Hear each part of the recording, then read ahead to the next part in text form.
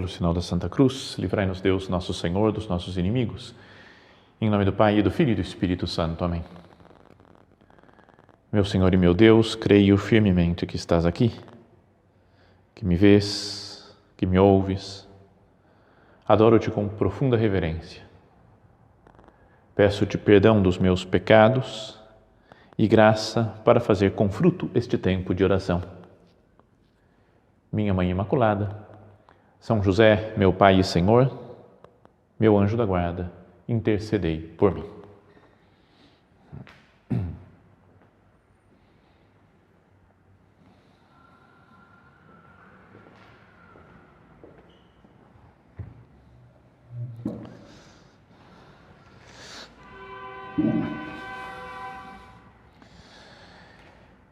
Estamos começando o nosso recolhimento do mês de junho e sempre nos centros da obra, nos centros do Opus Dei do mundo inteiro, nesse mês de junho nós podíamos dizer que recordamos de uma forma especial o nosso fundador, São José Maria, porque foi um dia em junho, 26 de junho de 75, que ele faleceu e passou a ser o dia, agora depois da sua canonização, beatificação, passou a ser o dia de São José Maria Escrivá.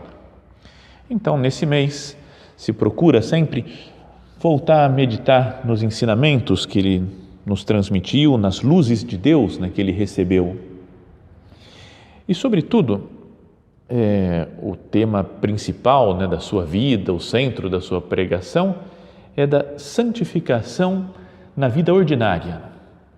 Falou com algo que foi depois recolhido também, e passou a ser doutrina de toda a Igreja, foi recolhido pelo Concílio Vaticano II, do chamado universal à santidade, que todo mundo, cada pessoa, pelo simples fato de ter sido batizado, de ser cristão, é chamado a ter uma vida de santidade, uma vida de procura, de busca da identificação com Cristo.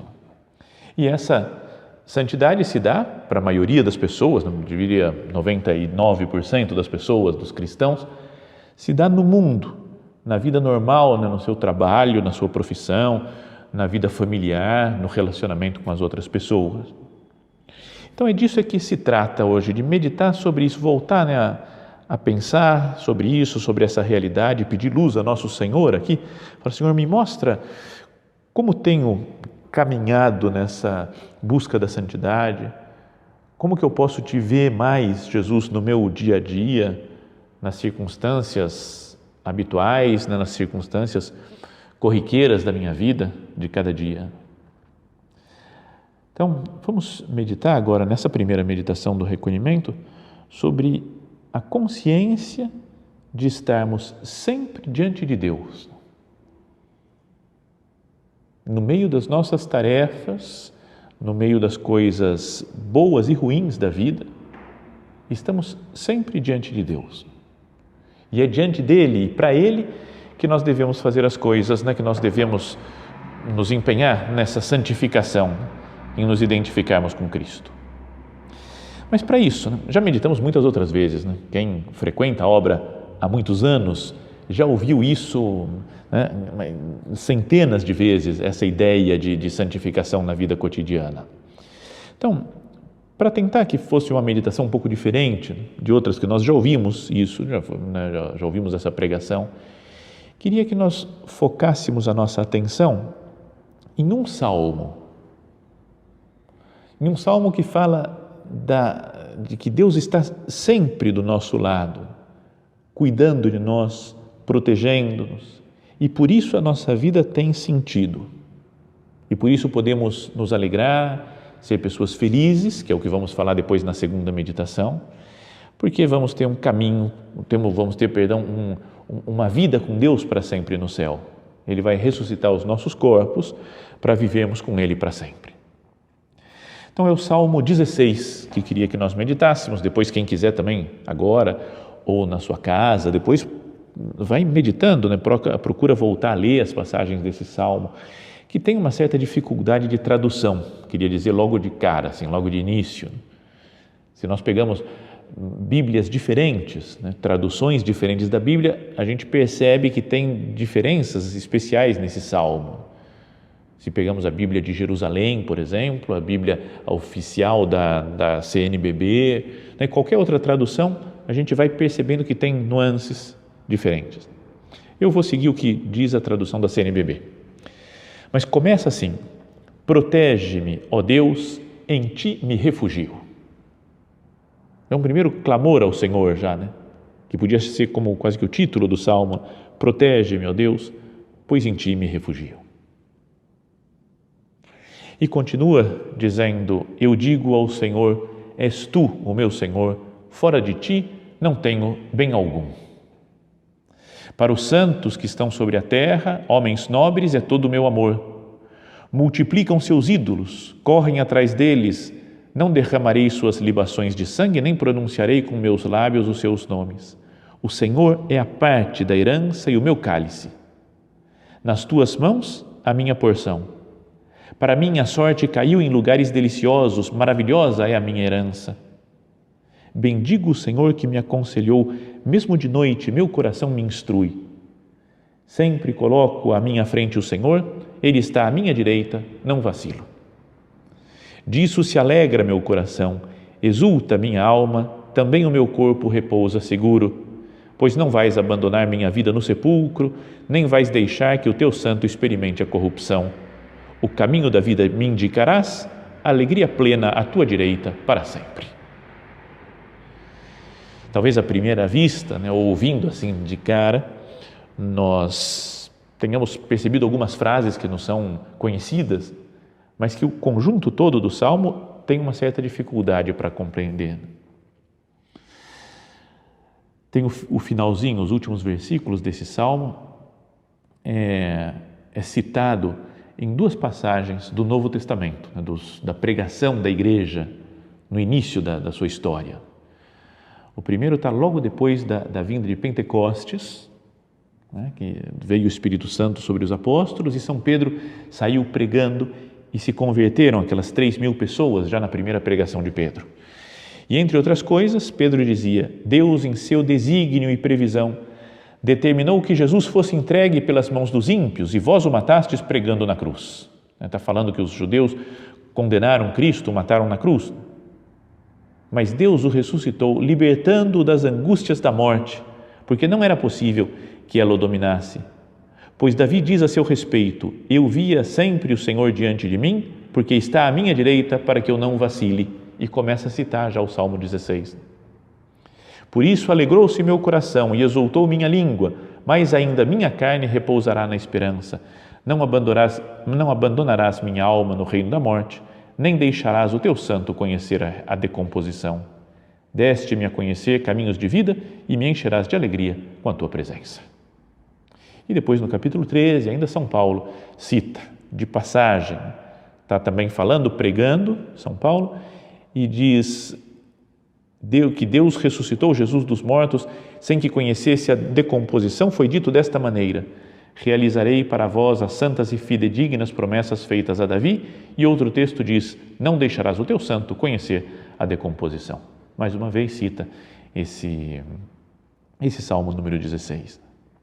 Então, essas palavras que Davi, compondo esse Salmo, diz: não vais abandonar minha vida no sepulcro, nem vais deixar que o teu santo experimente a corrupção, se aplica claramente a nosso Senhor Jesus Cristo. Podemos dizer, né, com uma linguagem mais técnica, que é um salmo messiânico. Todos os salmos, podíamos dizer que são também, de certa forma, rezados por Cristo. É como Cristo estivesse dizendo essa palavra. Ele está sempre diante do Pai e o Pai não vai permitir que o seu corpo tenha corrupção, experimente a corrupção, porque o ressuscita no terceiro dia. Mas sendo aplicado a Cristo, de alguma forma semelhante, se pode aplicar a cada cristão, se pode aplicar a cada um de nós. Então eu queria que nós meditássemos em algumas passagens desse Salmo, que ele ajudasse, né, com a graça de Deus, ajudasse a nossa oração, a nossa conversa pessoal com Cristo nosso Senhor. Falava que o Salmo começa com essa frase: protege-me, ó Deus, em ti me refugio. Mas tem, antes disso, uma espécie de título em que se escreve assim, Mictam, ponto, poema de Davi. Então fala que o autor é Davi, desse salmo, mas aparece essa palavra Mictam, no hebraico, que parece que é de difícil tradução. Alguns dizem que pode se traduzir por poema oculto ou oração secreta, mas também na origem do nome está relacionado, o radical da palavra, com a tradução do que significa ouro.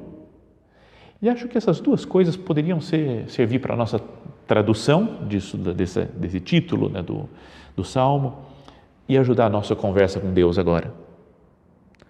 É um poema oculto, um poema, uma oração secreta do interior da nossa alma, que nós dirigimos ao Senhor essa oração, e ao mesmo tempo é algo valioso como ouro. O encontro com Deus, o saber que nós estamos na presença dEle, que Ele olha para nós. Que esse salmo seja uma oração profunda, que vem do interior do coração e que tem esse valor de ouro para a nossa vida, para o nosso relacionamento com Deus. É uma oração de confiança na proteção de Deus. Protege-me, ó Deus, em Ti me refugio. Se falamos no início, né, que íamos pensar nos ensinamentos de São José Maria, desse chamado à santidade, na vida cotidiana, encontrarmos-nos com Deus, é bom começar a nossa oração dessa maneira. Protege, meu Deus, protege-me das dificuldades, das tentações, das coisas que me afastam de você, né? Em Ti me refugio. Se no meu dia a dia eu tenho intimidade com o Senhor, se eu vivo na Sua presença, eu estou fazendo com que Deus esteja realmente presente na minha vida. É um viver com Deus na vida cotidiana, o tempo todo com Ele. Presença do Senhor. Então, para nos santificarmos, é a primeira luz assim da nossa meditação, é preciso viver na presença de Deus. Não posso me esquecer dEle.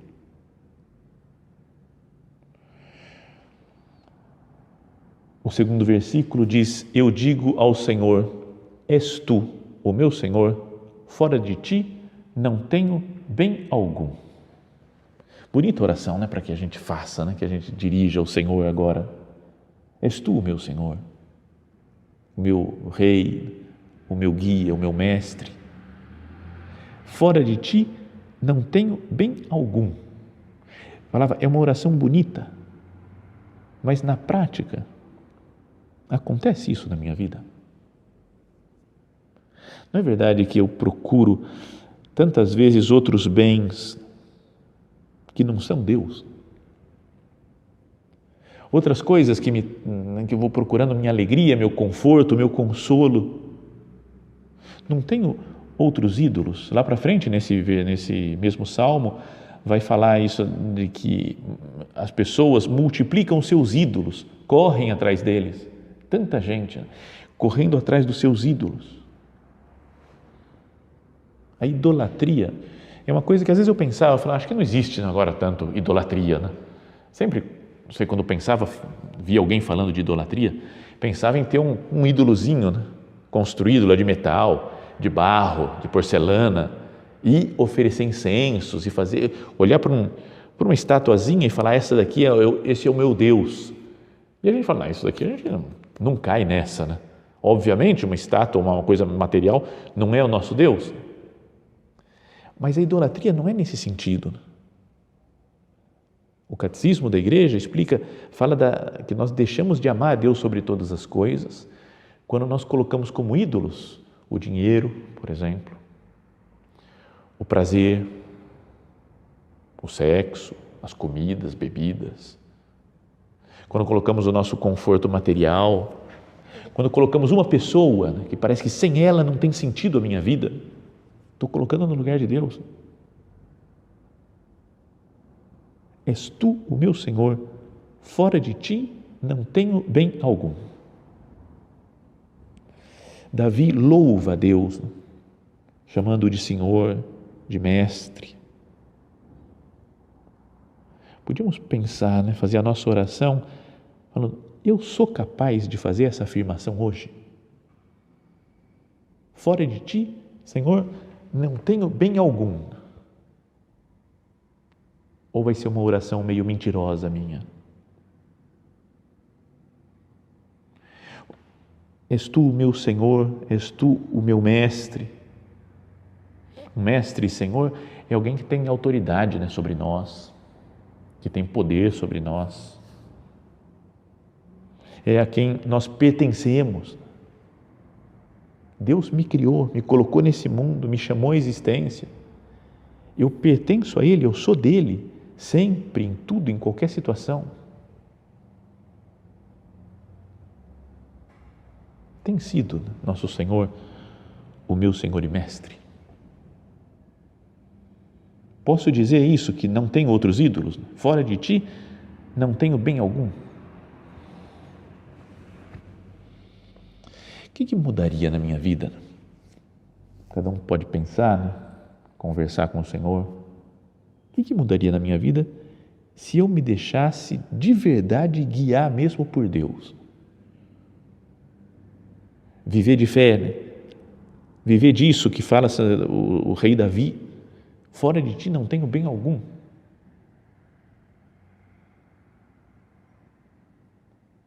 É assim a minha vida. Procuro que não ter nenhum outro ídolo, nenhum outro rei, nenhum outro mestre, nenhum outro Senhor. Nosso Senhor no Evangelho fala, né, do perigo de servir a dois senhores. Fala servir a Deus e servir a riqueza, né? Não podemos, a gente fica rachado interiormente.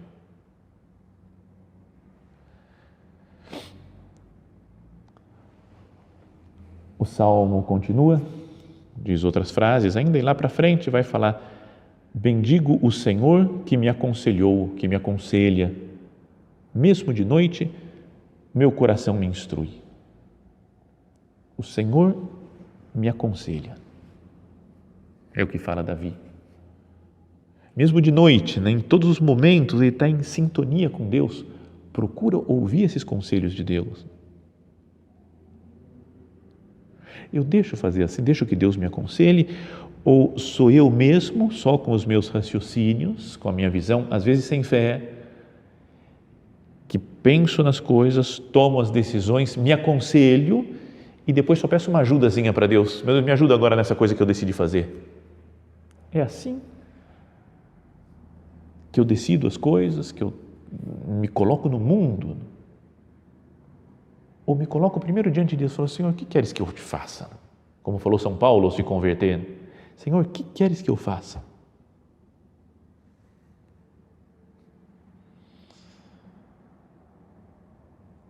O Davi fala aqui no Salmo: é o Senhor quem me aconselha.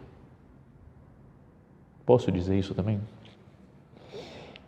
Quem que me aconselha? É outra pergunta para a gente, que pode servir como exame de consciência para nós. Quem é que me aconselha habitualmente?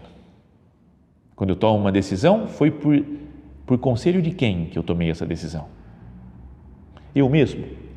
Pode ser, não é que não tenha que ter pensamento, usar a nossa inteligência. Deus deu uma inteligência para nós, Deus nos deu uma razão e, portanto, é preciso usar isso para fazer a vontade de Deus, usar a razão. Não está desconectada da fé, estão as duas coisas muito unidas, né? A fé e a razão. Mas sou só eu, sem a fé? Quem mais me aconselha? São as pessoas com quem eu me relaciono, as várias pessoas. E então eu fico, quero ouvir esse daqui, quero ouvir aquele outro, que também, volto a dizer, é bom que a gente ouça o que as outras pessoas dizem, para pensar, para ter argumentos, para ter ideias, né, para o nosso raciocínio. Mas será que eu não fico dependendo muito da opinião dos outros para atuar? Então eu vivo com Deus, é diante de Deus que eu estou vivendo ou diante das pessoas, da imagem que eu posso ter diante delas? A mídia, por exemplo, é quem pode às vezes me aconselhar, né? Então eu vou seguindo o que a mídia fala, ou eu vou seguindo o que a pressão popular fala: todo mundo faz assim, então como todo mundo faz, então eu tenho que fazer. o que fariam os cristãos, os primeiros, Pedro, Paulo, João, na pregação, se eles falam, vamos fazer como faz todo mundo, como o Império Romano está fazendo? Não teria igreja, não teriam morrido mártires, porque fizeram como todo mundo mandava fazer. Tem que adorar outros deuses, está bom, vamos adorar outros deuses. Não foi assim que os primeiros cristãos se comportaram, não foi assim que Cristo se comportou antes de tudo, e não é assim que um cristão deve se comportar. Quem me aconselha sou eu mesmo, as pessoas com quem eu me relaciono, a mídia, a pressão popular, o que todo mundo faz. Ou deixo o Senhor me aconselhar? É o que fala o rei Davi. É o Senhor que me aconselha. Então, para procurar nossa santidade no mundo, na vida cotidiana, é preciso estar sempre nesse checar as coisas com Deus. Perguntar para Ele, meu Deus, o que você quer que eu faça agora? Como que eu vou resolver esse problema que apareceu? É um homem que vive na presença de Deus, decide as coisas, um homem ou uma mulher que vive na presença de Deus, decide as coisas com Deus, escuta o conselho de Deus. Eu sou assim, decido as coisas com Ele. Sabe que tem, quanto tempo faz? 7 anos atrás, o Papa Bento XVI renunciou. Foi um grande escândalo, né? O mundo não sabia o que era isso, né? Como assim um Papa renunciar? E teve opiniões de todos os tipos, né? Ele é o Papa, ele pode fazer o que ele quiser. E outros, não, assim não dá, o Papa fugiu. Cada um pode ter a sua interpretação pessoal, né? Não é pecado concordar ou não concordar com essa decisão, porque não é algo de fé que o Papa fez, é uma decisão dele, uma decisão pessoal, né? Social. Não sei. Posso estar de acordo, posso estar contra. Mas na época, me lembro que saíram muitos comentários, né? E tentando entender como é que vai ser agora, mas Papa emérito, será que existe Papa emérito? Não existe? O que ele vai fazer? Que roupa que ele vai usar? Onde que ele vai morar? Como se tem que chamar o Papa agora, né? E agora tem 2 papas, então tem grande discussão que surgiu depois disso. Mas me lembro de um sacerdote que acho que era o presidente na época desse movimento, dessa instituição da igreja, que é o Comunione e Liberazione, né? Comunhão e libertação, que falou uma coisa que me deixou mais marcado. Ele falou sobre a renúncia do Bento XVI, 2 coisas me chamou a atenção. 1, Cristo é alguém real para o Papa. E o segundo, ele tem uma liberdade total, o Papa. Quando ele se encontra com Cristo, ele é livre e faz aquilo que Cristo lhe falou. Não é legal para pensar isso? Cristo é alguém real, então ele decidiu com o nosso Senhor Jesus Cristo o que ele ia fazer. Fala que depois de pensar muito, de ver com o nosso Senhor, tomou aquela decisão. Eu faço assim também. Tomo essa decisão, a decisão que Deus me falou para tomar. E depois a segunda, né, que ele é totalmente livre. Né? Sério, eu penso às vezes que se eu fosse Papa, graças a Deus, Deus nunca vai me pedir isso, é o que eu peço, Senhor, nunca, nem Papa, nem Bispo, nem nada especial, vamos tocar a vida normalmente, que já temos problemas suficientes, né? Assim. Mas eu acho que eu não teria coragem. Pela minha vida espiritual atual, eu penso, será que eu teria coragem de falar, eu vou tomar uma decisão que há 500 anos, pelo menos, teve um só que tomou essa decisão e voltou para o seu convento, lá, o Papa Celestino, mas que depois, antes, não existia praticamente nenhum registro na história. Eu ia falar, não pode. Mesmo que parece que Deus está me falando isso, mas não, acho que eu estou errado. Não deve ser, não, acho que eu estou errado. Deus não está me falando, não. Porque é tão forte a pressão social, né? A pressão da mídia, das outras pessoas, o escândalo que posso causar, que acho que só uma pessoa com muita vida interior, com muita intimidade com Deus, pode chegar a essa decisão e falar, não me importa se as pessoas vão gostar ou não gostar, é o que eu vejo que Deus me pede. Então, viver com Deus no mundo, acho que é isso, né? É ter uma consciência clara de que Deus é alguém real. de que eu posso estabelecer uma relação pessoal com esse Deus, que é Pai, Filho e Espírito Santo.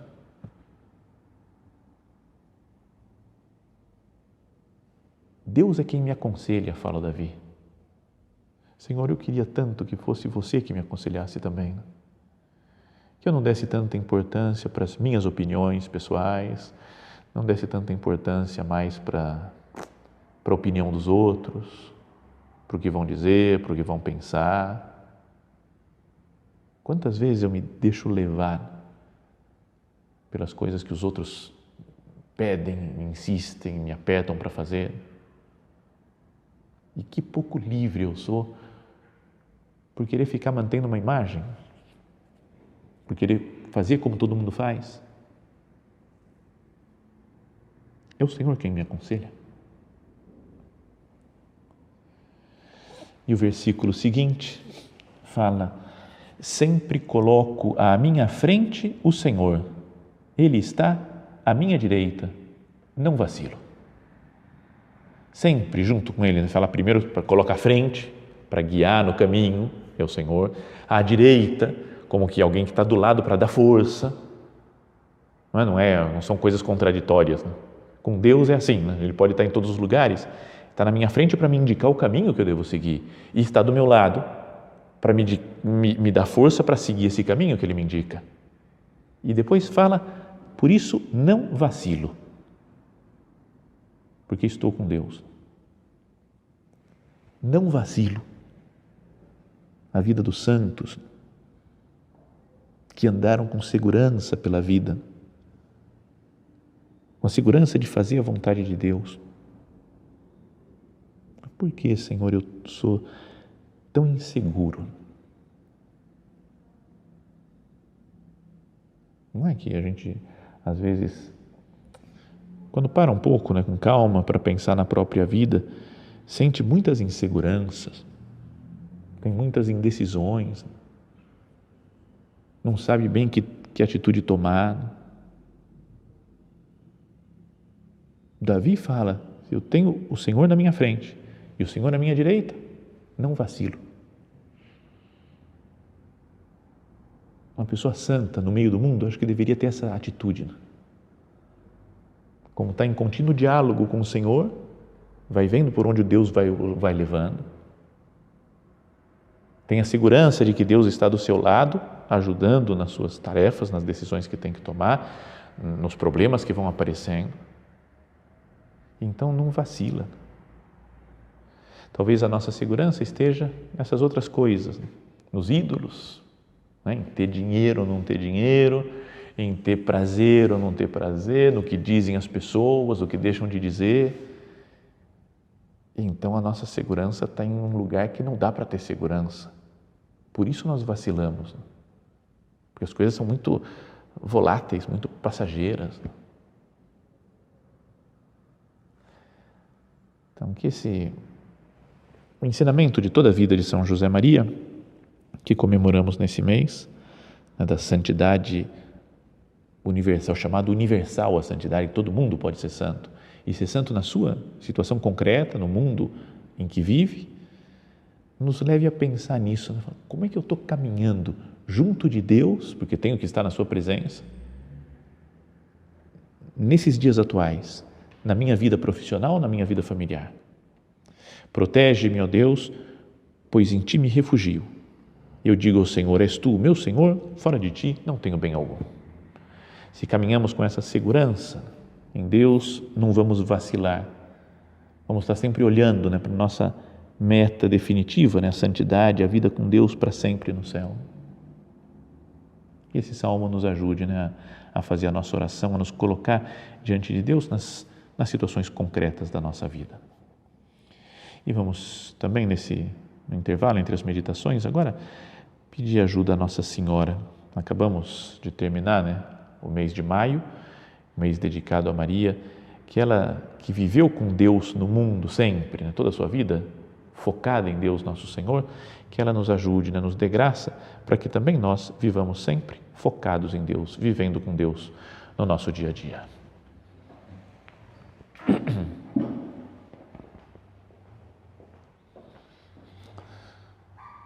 Dou-te graças, meu Deus, pelos bons propósitos, afetos e inspirações que me comunicaste nesta meditação. Peço-te ajuda para os pôr em prática.